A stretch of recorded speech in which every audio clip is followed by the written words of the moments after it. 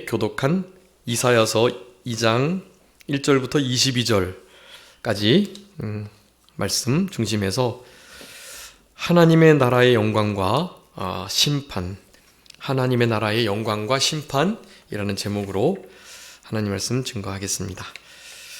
여러분, 이사야서의 말씀은요, 그때 당시에 이스라엘 백성들이 남쪽 유다와 북쪽 이스라엘로 이렇게 나눠져 있었는데, 북쪽 이스라엘은 10지파로 구성되어 있고 남쪽 유다 나라는 2지파로 이루어졌는데, 그 10지파로 이루어진 그 북쪽 이스라엘은 그렇게 나누어진 것도 그렇고 하나님의 원리와 법을 떠난 그런 위치에 있었던 거예요.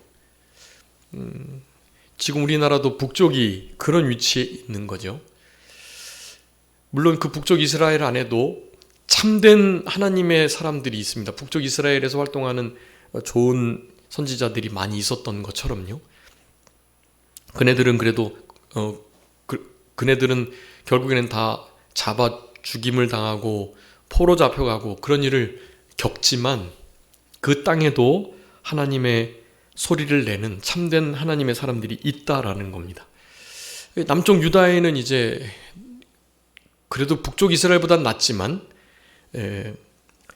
형식적인 신앙을 점점 갖게 된 겁니다. 외식하고 보이지 않는 하나님을 이제 더 잘 따르고 해야 되는데요. 도리어 보이는 사람을 또 우상을 숭배하는 일들을 은연중에, 그리고 북쪽 이스라엘에 갔던 길을 뒤이어서 나중에 따라가는 그런 모습을 하고 있는 것입니다. 이게 참 중요한 일인데요. 사실 이렇게 흔히 보수라고 하는 이들은 진보적인 그 생각을 한참 후에 따라가는 자를 보수주의자다, 그렇게 말을 하죠. 진보적인 생각에 대해서 정죄하지만 결국에는 그 길을 나중에 후에 시간이 좀 늦은 다음에 따라가는, 그러니 사실 별반 차이가 없다라는 것이 틀리지 않은 말이고요. 그럴 때 이를테면 진보냐 보수냐의 문제가 아니라 누가 더 신앙적이냐, 하나님, 예수님, 성령님 말씀 중심적이냐라고 기준을 삼는 것이 그래서 더욱더 중요하다는 것입니다.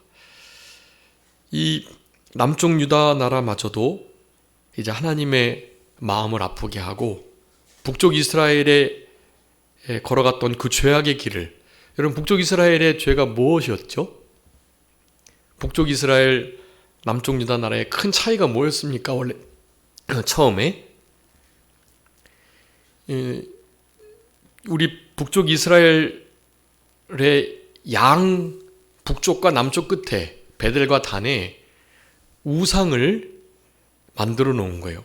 우상의 제단을 만들었죠. 남쪽 유다 나라에 있는 이 오늘 말씀에 의하면 예루살렘, 여호와의 전, 시온산, 거기가 다 같은 지역이에요.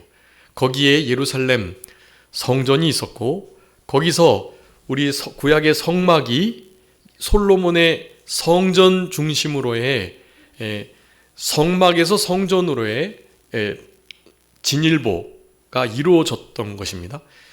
그네들은 그 예루살렘이라 일컬어지는 그 지역, 신실한, 성실하고 의로운 하나님의 눈동자가, 하나님의 마음이, 하나님의 이름이, 하나님께서 거기서 만나주시겠다고 말씀하시겠다고 하셨던 그곳에 실제로 하나님이 머무시면서, 그러니까 그 예루살렘만 있다면 다른 그 무엇도 필요 없다고 생각했던 자들인 거예요.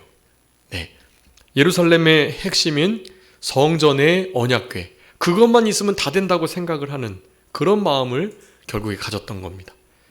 그런 것이 우상 숭배의 그런 게 시발점이 되는 거예요. 그런 부분들이 보이는 것에 집중하고 보이는 것을 의지하려고 할 때, 형식적이고 의식적인 것을 그저 아무런 그 형식이 무언가를 담고 있고 그 형식에서 말하는 영적인 의미가 뭔지는 모르고 그냥 그 형식 자체를, 이를테면 그냥 주일 예배를 그냥 나 예배 주일날 교회 가서 드렸다 하는 것으로 다 됐다고 생각하는 그런 마음이 드니까 점점 신앙의 타락이, 더 이상 신앙의 발전이 없는 상태가 이루어지게 됐던 것입니다. 그것이 참 문제였고 그 문제는 지금도 계속됩니다. 그래서 남쪽 유다 나라도 북쪽 이스라엘의 전철을 밟아가며, 북쪽 이스라엘의 죄 명확합니다. 베델과 단에 제단을 만들어 놓고 너희들 남쪽 유다 예루살렘에 내려가서 제사하지 마. 북쪽 가까운 사람은 북쪽 베델과 밑에 단 양쪽에서 예배 드려, 제사 드려, 그렇게 한 거예요. 그러면서 제사장을 레위 족속이 아닌 이들로 맘대로 세웠습니다. 그리고 예배의 절기들, 제사의 절기들을 특별히 6월절 또 추수감, 그러니까 맥추절, 77절, 오순절이라고 하는 그 절기들, 그리고 초막절, 장막절, 이런 절기들을 날짜를 임의로 막 바꾼 거예요. 대속죄일의 날짜도. 그러니까 하나님께서 명확히 모세를 통해서 못 박았던, 거기엔 나름의 아주 중요한 의미들이 있거든요. 그런 의미를 전혀 무시한 채, 여러분, 그래서 형식을 무시하시면 안 됩니다. 형식이 제대로 돼 있어야 그 형식 안에 진짜 좋은 본질이 담기는 거예요. 형식, 그거 아무것도 아니다 라고 말하는 것은 좀 잘못된 거예요. 그러니까 한마디로 최소한의 형식은 필요합니다. 그 형식이 내용을 담고 있기 때문에 그 형식이 필요 없다고 말하게 되면 실제로 자유, 방종에 이르게 될 뿐이라는 것을 우리가 알고, 본질적이지 않은 부분에 대해서는 형식을 좀 넓히고 그 형식을 좀 더 개발하고 형식적인 부분들을 현대에 맞게 도입하는 것은 괜찮은 거예요. 그런데 아주 본질적인 부분, 그런 부분들을 은혜의 시대, 자유의 시대라는 이름으로 그 형식을 파괴한다는 것은 우리 신앙생활의 근간을 흔드는 일이다 라고 할 수가 있겠습니다. 형식이 중요하긴 한데 그 형식을 너무 위하고 치우치다 보면 흔히 말하는 형식주의가 되는 거예요. 신비가 하나님의 존재의 모습이지만 신비주의가 되면 안 되는 것처럼 형식을 잘 갖추고 형식의 모든 절차와 프로세스가 무엇을 나타내느냐를 잘 연구하면서 그 영적 의미를 파악하면서 해야 하는데, 그 형식 자체를 무시하게 되면 우리 신앙의 근간이 흔들리게 되는 일이다 라는 거, 여러분 이런 것들을 잘 기억하셔야 되고, 그래서 형식주의에 빠지면 안 되지만 형식을, 본질적인 형식을 잘 유지하면서 신앙생활을 해야 하는 것입니다. 남쪽 유다 나라는 그게 안 된 거예요, 지금 현재. 그래서 오늘 본문은 그것이 왜 안 되는지를 설명하고 있고, 여러분 오늘 2장을 읽으셨는데 사실 지금 우리 이사야 선지자가 뭘 말하고 있는지 처음에 읽으면 잘 모를 수 있거든요. 이제 그럴 때 이제 이런 예배를 통해서 이 말씀의 내용이 어떤 내용이구나라는 것을 그렇게 조금씩 깨달아 가게 되는 겁니다. 전체적인 산을 보는 느낌으로 성경을 공부하는 것도 참 필요한 일이고요. 그게 아주 중요하고, 그런 것이 이제 우리가 성경을 쭉 읽어 나가는 중요한 이유이기도 하죠. 그런데 그거와 더불어서 이런 내용들이 전체적인 맥락을 가지고 이해하는 것도 중요하지만, 여러분 여기에 담여져 있는 몇몇 구절들 있잖아요. 그냥 그 구절 자체가 우리에게 생명이 되는 구절들이 많아요. 그 구절 자체로 진리가 되고 그 진리의 구절들이 우리를 살려나가기 때문에 성경 말씀을 읽으실 때 그런 구절이 마음속에 딱 하나가 와 닿는 것만으로도 충분합니다. 전체적인 성경 말씀을 이해해서 이 2장의 내용이 그런 거구나 라는 것을 그렇게 깨닫는 것도 아주 중요하지만, 그 말씀 속에 한 절, 두 절, 한 어구, 한 단어가 우리에게 큰 울림을 주는 거, 여러분 성경 말씀이 1.1핵이 없어지지 않고 그 모든 것이 축자 영감, 한 글자 한 글자가 성령의 감동으로 기록됐다라는 이 귀한 진리의 유익들인 거예요. 그리고 오늘 여러분 딱 보시면 어떤 말씀이 가장 마음에 이렇게 울리는 단어로 여러분 읽으실 때 생각이 되셨나요? 어떤 말씀이 마음에 탁 오셨나요? 이를테면 6절 같은 거, 오라 우리가 여호와의 빛에 행하자. 여호와의 빛, 여러분 이런 것은요 실제로 생명이 되는 말씀입니다. 여러분 빛은요 태양빛, 그리고 우리가 지금 쬐고 있는 이 전기빛, 이런 빛이 실제 빛이 아니에요. 여러분 빛의 근원은 무엇입니까?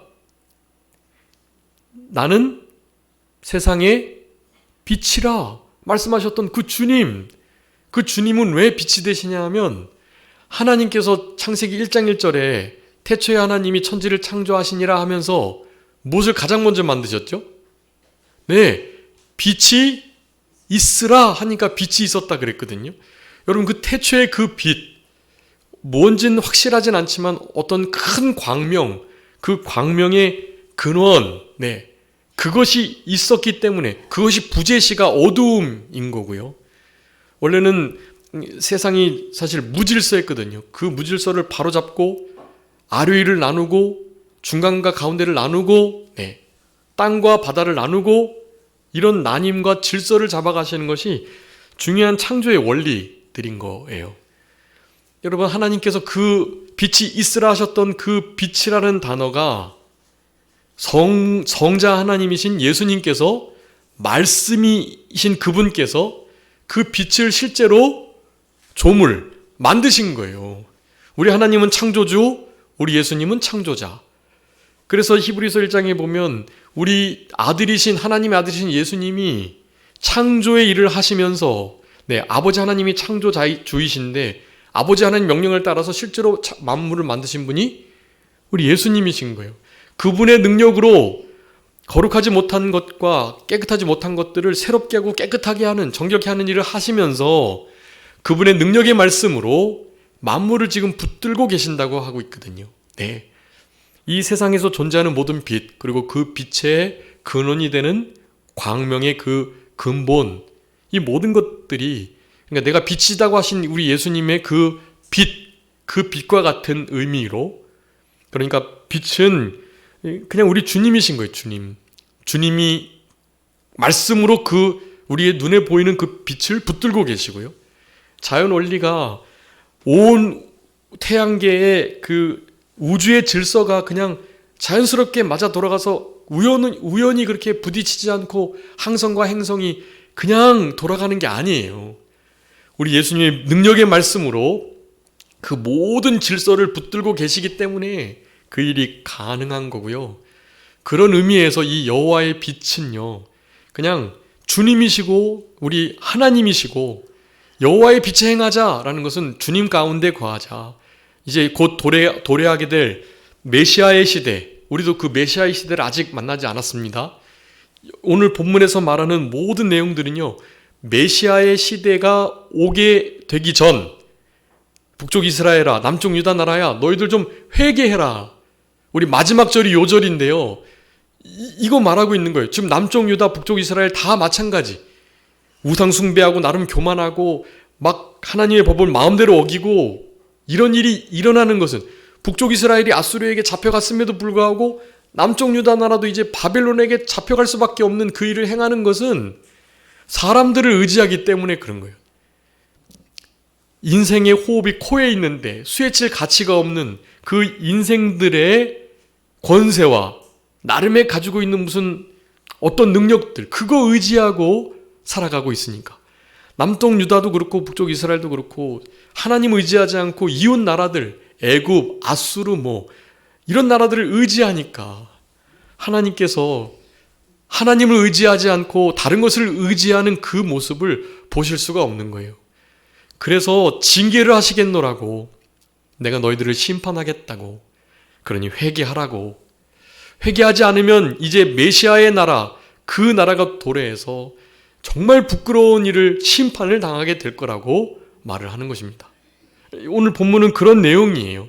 여기 여호와의 날, 말일 다 그런 거고요. 예수님의 초림 때부터 예수님 다시 오실 때까지 모든 것이 이제 말세, 말일인데요. 여호와의 날, 그날은 하나님 앞에 불순종하고 범죄한 이들은 징벌과 어둠의 날이요. 하나님 앞에 믿음을 쓰고 빛 가운데 걸어갔던 이들은 신유와 회복의 신원의 날, 상급을 받게 되는, 그때서야 우리의 믿음이 보상받는 그런 좋은 날이에요. 우리에게 말일, 여호와의 날, 끝날, 어둠의 날은요, 우리에겐 좋은 거예요. 모든 구약 성경에 대선지서에 나오는 모든 여호와의 날, 말일, 끝날, 어두움의 날, 환란의 날 이런 것은요, 믿지 않는 범죄하는 자들에게는 두려움이 되는, 믿음을 제대로 지킨 우리들에게는 복된 신원의 날이 되는 그런 이중적인 의미를 가지고 있다라는 것을 우리가 생각하시면서요, 여러분 오늘 본문의 말씀, 하나님의 메시아 나라의 영광, 그리고 그날에 임하게 될 심판. 여러분, 심판은 항상 양면을 가지고 있습니다. 우리에게는 상급받는 심판이요, 그리고 믿지 않는 이들에게는 지옥 가는 심판이 되는, 그런 의미를 내포하고 있다는 사실을 여러분 기억하시면서요, 특별히 오늘 본문에 이게 여태까지 우리 한 10절 10절씩 보다가 이제 22절까지 보니까 좀 내용이 많은데요.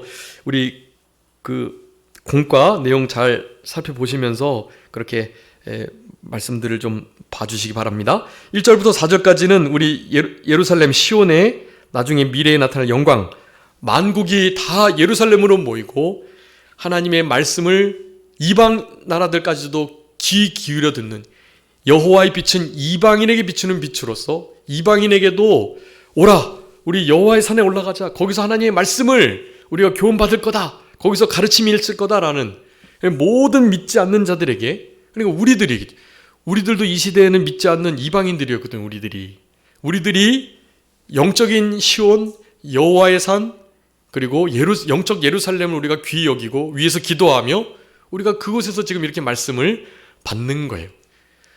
도리어 지금 국가적인 이스라엘, 처음에 하나님께서 선민으로 택했던 그 나라는요, 이 여호와의 전에서 나오는 그 여호와의 참된 이 빛을, 이방인의 빛을 비추는 그 역사를 그네들이 맡고 있고, 자기네들은 그 빛을 마치 받고 있는 줄 지금 오해하고 있습니다. 그리고 잘못 믿고 있는 거예요. 우리 예수님을 잡아 죽인 그때부터 그 핏값을 지금 오롯이 치르고 있는 것입니다. 그렇지만 이제 그런 것들에 대해서 마지막 때는 주님이 이제 심판하시고 또 심판 중에 긍휼을 베풀어 주셔서 이스라엘 사람들 중에서도 구원받을 자들을 건져내는 일을 반드시 하실 겁니다.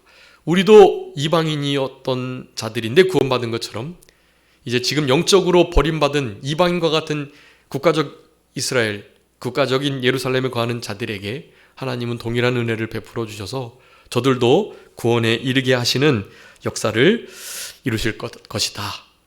그러니 우리가 이런 말씀을 보면서 이 북쪽 이스라엘과 남쪽 유다 나라의 전철을 밟지 않도록 해야 된다.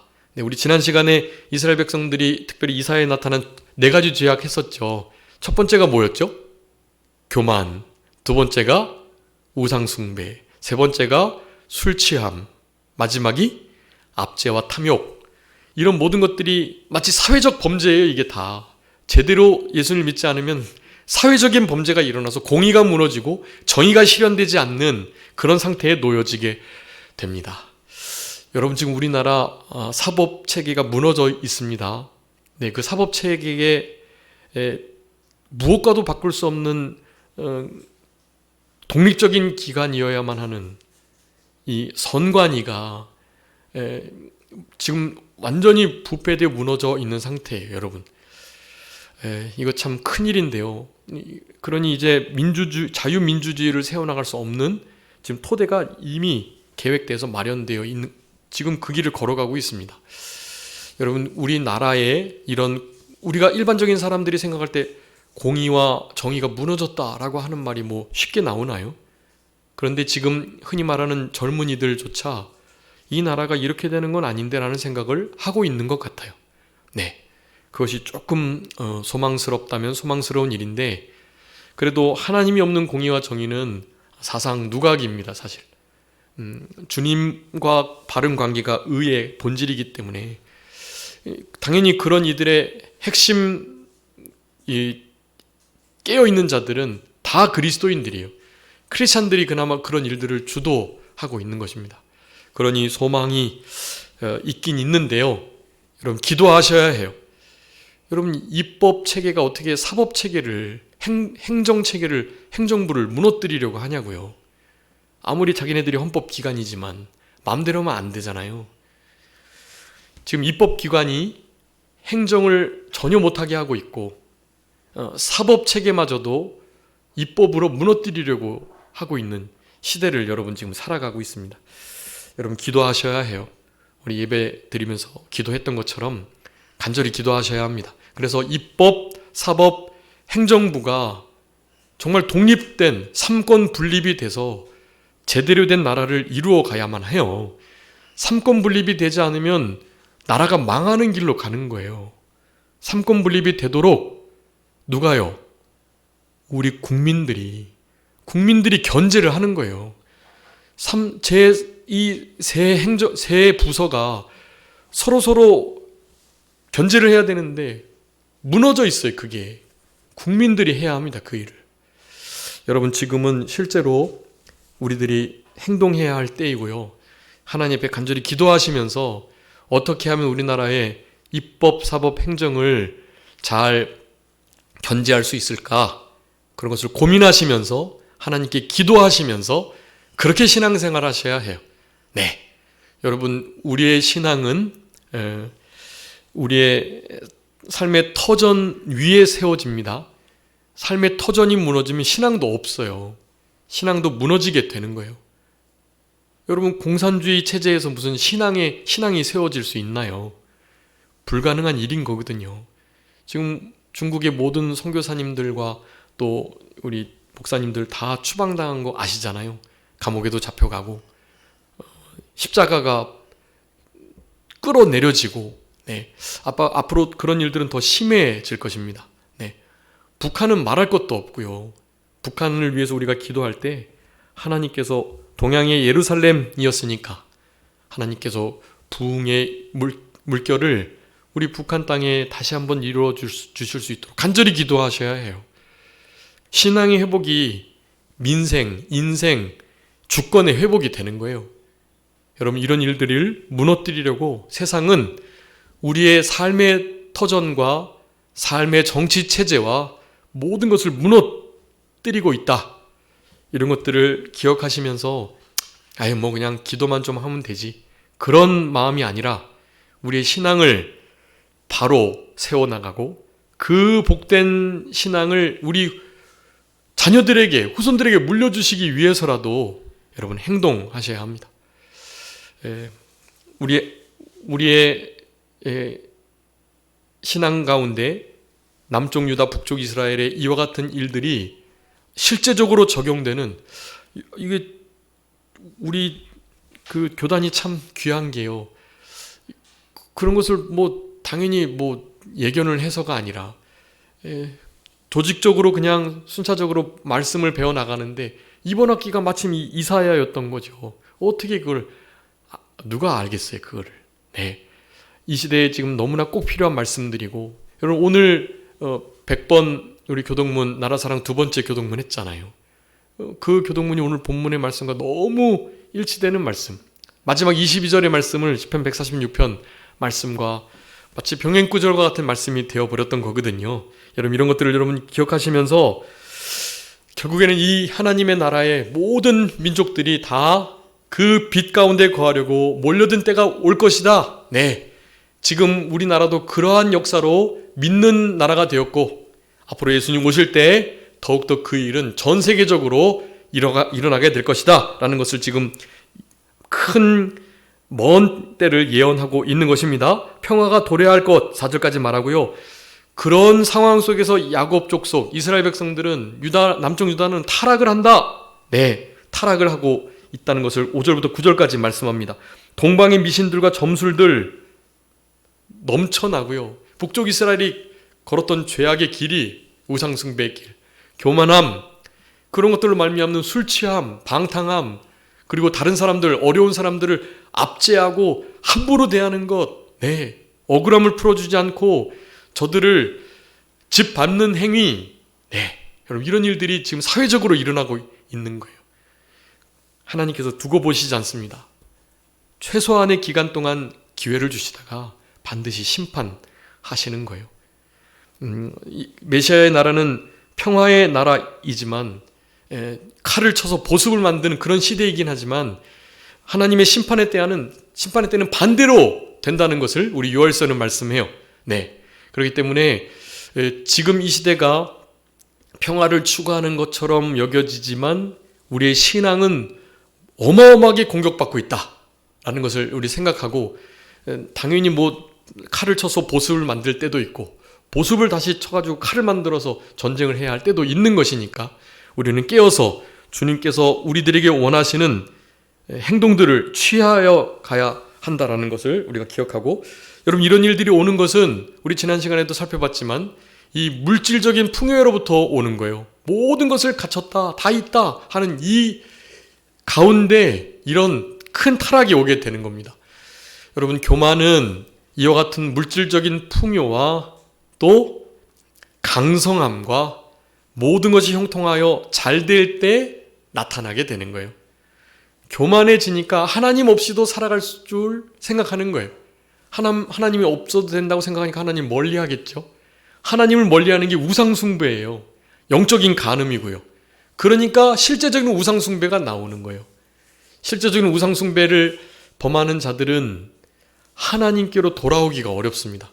그 마음이 완악해져 있고 너무나 멀리 가 있고 너무나 영적으로 세상과 친밀해서 영적 간음을 범하고 있으니까 여호와의 빛으로 돌아가자 해도 돌아갈 수가 없는 거예요. 그러니까 하나님께서 그 원인인 무엇을 치시겠습니까? 부요함, 강함, 형통함 이런 것을 치시는 거예요. 그러니 약해져가지고 다른 나라의 지배를 받고, 그러니 모든 풍요를 잃어버리고 가난하고 처참한 비참한 지경에 빠지고 그런 일이 일어나는 거예요. 모든 일이 잘 됐는데 일이 막히고 뭔가 좀 잘 일이 안 되고 그런 일들이 생기게 하시는 거예요. 하나님의 은혜의 처분입니다. 그것들은 감사하셔야 돼요. 그런 일이 있을 때 당연히 감사하시며 회개하셔야 되죠. 하나님께서 나에게 왜 이런 어려움을 주시나, 정말 잘못한 게 없다 그럴 땐 우리를 낮추시고 더욱더 겸손케 하셔서 마침내 복 주시려고 그러는 거고요. 당연히 잘못했다는 내버려 두시지 않고 우리를 사랑하시니까 채찍질, 징계의 몽둥이를 드시는 거예요. 그러니까 우리는 어떠한 일을 당해도, 특별히 어려운 일을 당할 때에는 일단 철저하게 회개하는 게 중요합니다. 그래도 우리가 모르게 짓는 죄도 있으니까요. 아는 것은 우리가 알고 내가 이 죄 때문에 범죄했구나, 이 범죄 때문에 하나님이 징계하셨구나 라고 생각이 되지만 모르게 짓는 죄를 어떻게 우리 회개하겠어요. 그러니 모르고 짓는 죄까지도 하나님 앞에 회개하는 생활, 하나님 제가 혹시라도 모르고 지은 죄가 있을 수 있으니 하나님 용서해 주세요. 어떤 어려운 일을 당하면 그렇게 하는 거예요. 감기만 걸려도 그런 마음을 품는 것, 그것이 바른 신앙인의 모습이라고 할 수가 있겠습니다. 모든 신앙을 그렇게 일상생활에 아주 일상적이고 평범한 생활에 적용하는 거, 그게 우리 예수님하고 동행하는 거고 주님을 가까이 하는 거고 그렇다고 할 수 있겠습니다. 마지막 10절부터 22절까지 여호와의 날이 임하게 될 때 심판을 받게 될 것을 우리들에게 말씀해 주고 계세요. 여러분 이 심판의 날은 우리들에게는 신원의 날이라고 그랬습니다. 잘 못 믿는 이들에게는 진짜 두려움의 날, 징계의 날, 어둠의 날이 될 거지만 우리에게는 기쁨의 날이 된다. 우상들을 소멸할 것이고 모든 교만한 것들, 높아진 것들을 낮아지게 할 것이다 라고 말씀해요. 높아지지 않아야 하나님께서 낮추시지 않습니다. 그러니 모든 일에 남을 나보다 낮게 여기고 늘 겸손한 태도 가져야 합니다. 어떻게 하면 여러분 겸손해진다 그랬죠? 어떨 때 겸손해지죠? 여러분 비교의식을 가지면 겸손해질 수가 없어요. 비교하면 뭐하고 뭐해진다고요? 비참해지거나 교만해지거나. 여러분 비참도 교만이에요. 나 이 정도가 될 것 같은데 쟤는 왜 나보다 못한데 더 잘 되지? 하면서 상대적인 박탈감으로 비참함을 느끼는 그 자체가 교만이라니까요. 네. 그러니까 비참함을 느끼는 것도 교만해지는 거예요. 그것도. 당연히 누군가 비교했을 때 내가 조금 나아 보이면 우쭐할 수 있죠. 교만이에요. 그거. 그러니 비참해도 교만, 교만해져도 교만. 그러니까 비교는 결코 겸손해질 수 없는 의식이에요. 비교의식 말고 무슨 의식까지라고요? 네, 피조의식. 나를 주님께서 지으셨다. 나의 어떠함과는 관계없이 내 자존심이 아니라 나의 자존감이 하나님이 우리를 지으셨고 하나님 우리의 아버지라는 그 사실로 너무 기쁘고 만족한 상태. 그게 자존감이 자존. 피조의식을 갖는 자들만이 누릴 수 있는 큰 특권입니다. 비교의식을 갖는 자는 결코 이런 안식을 누릴 수가 없어요. 이 피조의식을 갖고 은혜의식 속에 살아갈 때 겸손해진다 말씀을 드렸는데요. 겸손하지 못할 때는 하나님이 고난을 줘서 고통 가운데 우리를 겸손케 하신다고 시편에 말씀하고 있어요. 그런 겸손케 되는 우리들이 되어야 되겠고요. 여러분 우리 요절이 마지막 22절인데요. 한번 22절 다 같이 합독하시겠습니다. 이사야서 2장 22절 시작. 너희는 인생을 의지하지 말라. 그의 호흡은 코에 있나니 새말 가치가 어디 있느냐. 아멘. 여러분 우리가 하나님의 형상으로 지음받았으니까 가치 있는 인생이 사실. 근데 성경은 우리를 구더기와 같은 인생, 하루살이에게도 눌릴 인생, 바람과 같고 연기와 같고 부직갱이와 같은 인생이라고 말하잖아요. 우리의 존엄성을 낮추는 말씀들이 아니에요. 그런 건 하나님이 그만큼 위대하다는 것을 나타내는 말씀이고요. 여러분 우리 인생은 하나님의 형상대로 지어졌고 예수님께서 핏값으로 준 인생이기에 너무나 값어치 있고 고귀한 인생들이에요. 그런데 하나님보다 더 의지하는 그 누군가, 그리고 하나님보다 더 누구를 의지하는 자들이라고 한다면 그건 정말 가치없는 일이다라는 말을 하는 거예요. 여러분 인생은 하나님에 비해 없는 것과 같고요. 그런 인생을 권력을 의지하는 것은 정말 미련한 거예요. 네. 그러니 하나님만을, 창조주 그분만을 의지하는 것이 진짜 지혜로운 일이고 믿음을 가진 자의 가장 두드러진 특징입니다. 여러분 누군가가 다른 것을 뭔가 의지하죠? 말을 아무리 잘해도 나 믿음 뭐 있다고 해도 그건 거짓말이에요. 하나님 의지하는 것보다 무언가를 더 의지하는 듯 하면 그 사람은 믿음이 없는 사람이 확실합니다. 이런 말씀들을 명확하게 거스리고 있잖아요. 의지할 게 뭐가 있어요. 호흡이 코에 있는 그 자가 수혜칠 가치도 없는 존재인데요. 그런 이들을 의지한 우리는 얼마나 가치 없는 존재이냐고요. 하나님을 의지해야죠. 사람이나 돈이나 권력이나 다른 나라나 나의 실력이나 나의 건강을 의지하면 그거는 정말 미련한 일이라는 것을 말씀하는 것입니다. 우리 시편 146편에 그 말씀 하고 있는데요. 우리 한번 읽어봐 주세요. 시편 146편 3절 4절 5절까지 한번 읽어주세요. 146편 3절 5절. 기인들을 의지하지 말며 도울 힘이 없는 인생도 의지하지 말지니 그의 호흡이 끊어지면 흙으로 돌아가서 그날에 그의 생각이 소멸하리로다. 야곱의 하나님을 자기의 도움으로 삼으며 여호와 자기 하나님에게 자기의 소망을 두는 자는 복이 있도다. 아멘. 여러분 그 6절부터 이제 쭉 다 꼭 읽어보셔야 돼요. 만물을 지으신 영원함을 끝까지 진실함을 지키시는 그분을 의지하라는 거예요. 만물을 지으신 분, 영원토록 진실함을 지켜내실 수 있는 그분, 네, 그분을 의지해야지 사람 의뢰하고 신뢰하고 의지하지 말아라 라는 말을 하는 거예요. 억눌린 사람을 정의로 심판하시는 분, 줄인 자에게 먹을 것을 주시는 분, 갇힌 자에게 자유를 주시는 분, 의인들을 사랑하시는 분, 나그네를 보호하시고 고아와 과부를 붙드시고 악인들의 길을 굽게 하시는 그분, 네, 그분 의지하라고 말씀합니다. 그분의 통치가 대대로 이루어지기를 할렐루야 하면서 마치고 있거든요. 여러분 하나님의 통치가 나타나는 곳 하나님의 나라고 그곳에 참된 의와 평강과 희락이 있다라고 할 수가 있겠습니다. 여러분 지금 이 시대가 그렇지 못한 시대인데요. 여러분 하나님을 의지하며 하나님께만 소망을 두는 복된 자로서 남은 때를 살아가시고 여러분 그러기 위해서는 이 북쪽 이스라엘 남쪽 유다의 전철을 밟지 않아야 된다. 교만해지지 않아야 된다. 교만해서 우상 숭배하고 영적 간음해가지고 하나님 앞에 술 취하고 방탕한 모습 보이면서 다른 사람들을 압제하고 함부로 대하고 다른 사람들을 향하여 우월감을 가지고 비교해가지고 다른 사람들을 비참하게 하고, 여러분 이런 일을 추호도 하시면 안 되는 거예요. 하나님이 하나님을 믿는 자들에게는 그렇게 살아가지 않을 수 있는 자유를 주신 거예요. 네, 믿지 않는 이들은 거기에 그냥 매여서 그렇게 살아갈 수밖에 없는 자들이 매여 있으니까.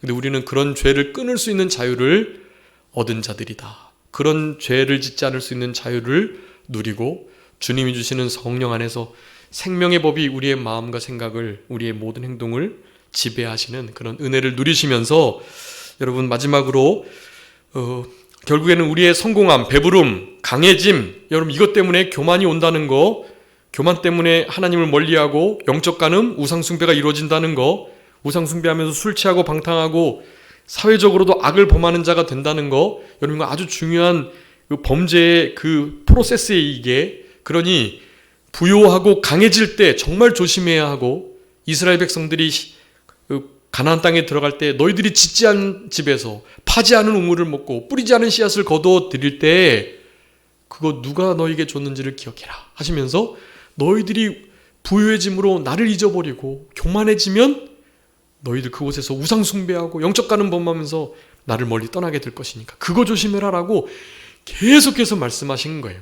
여러분 배부름이 우리에게 교만을 가져다 준다는, 요 말씀 하나만 읽고, 역대하 26장 16절에 강성하여짐에 마음이 교만하여져서 악을 행했다, 이런 표현을 쓰고 있거든요. 호세아서 13장 6절 말씀에 이렇게 말씀합니다. 우리의 배부름으로 인하여 우리가 교만하여지고, 교만하여짐으로 하나님을 잊어버리고, 하나님을 잊어버리니 하나님을 알지 못하고, 하나님을 알지 못하니 음란한 마음에 미혹이 되고, 음란한 마음에 미혹되는 그 음란한 마음이 되어 하나님을 떠나게 되고, 하나님을 떠나니 진짜로 하나님께로 돌아오지 못하는 그런 상태가 된다는 것을 그렇게 말씀하고 계시는데요. 여러분 결국 교만함, 이것은 강성함과 배부름으로부터 온다. 강성하고 배부르고 모든 일이 잘 되고 형통할 때 여러분 교만해지지 않도록 더욱더 주님을 의지하시는, 주님께 가까이 하시는 그런 복된 신앙, 지혜로운 신앙으로 남은 때를 살아가셔야 되겠습니다. 자, 기도하겠습니다. 살아계신 우리 아버지 하나님 감사합니다. 하나님의 나라의 영광이 임할 때 그 영광 이면에는 또한 심판의 일이 있을 것을 우리들에게 말씀하시며, 이제 곧 메시아의 나라가 도래하게 될 건데 그 나라가 이 땅이 이루어지기 전 회개해야 할 기회를 우리에게 주신다는 이 진리를 우리가 분명히 깨닫고, 우리 주님 다시 오시기 전까지 우리의 삶을 되돌아보며 우리의 강성함과 물질이 풍요로움과 배부름과 모든 일이 형통하고 잘 되는 그 일을 통하여 하나님을 마음으로 떠나고 영적 간음, 세상과 버타는 일들을 하면서 우상 숭배하고 그렇게 하나님과 원수된 사이가 되어서 하나님을 알지도 못하고 하나님을 잊어버리면서 그렇게 미혹된 마음을 가지고 하나님을 멀리 떠나는 이 남쪽 유다와 북쪽 이스라엘의 이 전철을 우리가 밟지 않음으로 말미암아 우리 주님이 주시는 이 복과 형통함과 강성함과 배부름이 우리의 신앙을 더욱더 풍요롭게 하고, 우리가 넘쳐나는 이 모든 것들로 다른 사람을 돕고 다른 사람을 위하는 이 주는 인생, 복된 인생길을 잘 걸어감으로 말미암아 우리 주님이 주시는 상급을 받고 하늘나라의 큰 상급으로 그렇게 보화를 쌓는 지혜로운 인생길을 걸어가는 우리 모두가 되게 하여 주시기를 간절히 바라옵고, 그저 모든 것 주님께 맡기오며 살아계신 예수 그리스도의 이름으로 기도 올리옵나이다. 아멘. 다 같이